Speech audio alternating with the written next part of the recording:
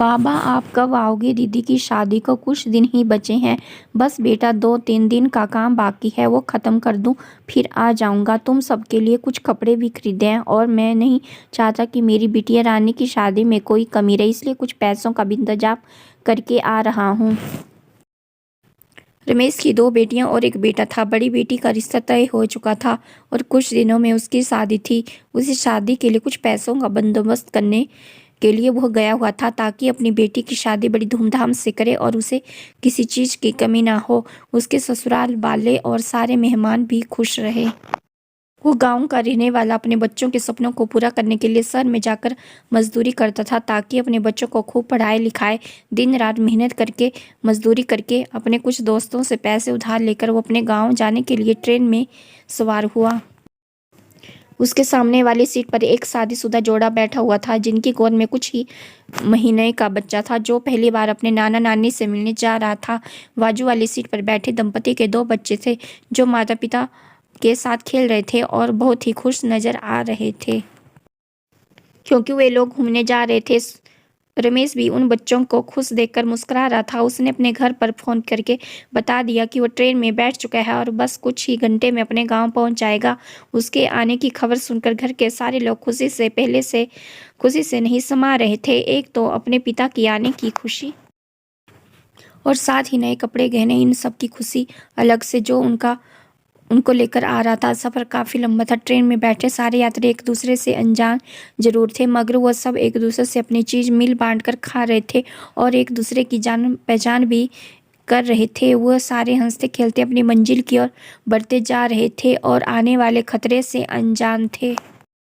रमेश को हर 2 घंटे के बाद अपने घर से फोन आ रहा था। उसकी बेटियां उससे पूछ रही थी कि उसने खाना खाया या नहीं, बैठने के लिए सीट मिली या नहीं, वो कब तक आएगा क्योंकि वो अपने बच्चों और परिवार से पूरे 1 साल के बाद मिलने वाला था। उसकी बड़ी बेटी को अपनी शादी से ज़्यादा अपने बाप के घर लौटने की खुशी थी। वो सबसे बड़ी होने के साथ साथ अपने बाबा की लाडली भी थी, इसलिए वह अपने बाबा का बेसब्री से इंतजार कर रही थी। बड़ी बेटियां रानी अपने बाबा के आने का इंतजार करते हुए दरवाजे पर अपनी पलकें बिछाई हुई थी। कितने में उसके चाचा बड़ी हड़बड़ाहट में घर पर आए।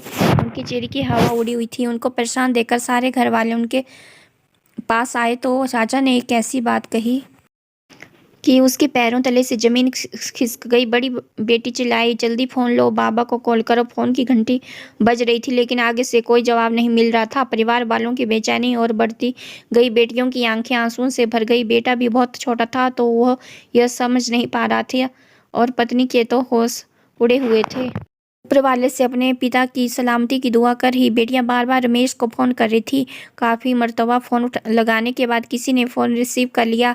हेलो, मैं इंस्पेक्टर रामदास बोल रहा हूँ। यह सुनते ही बेटियों के पैरों से तले ज़मीन खिसक गई। यह जिसका फ़ोन है, क्या उनका नाम रमेश है? बेटियों के घबराते हुए कहा, हाँ जी, यह हमारे बाबा का फ़ोन है।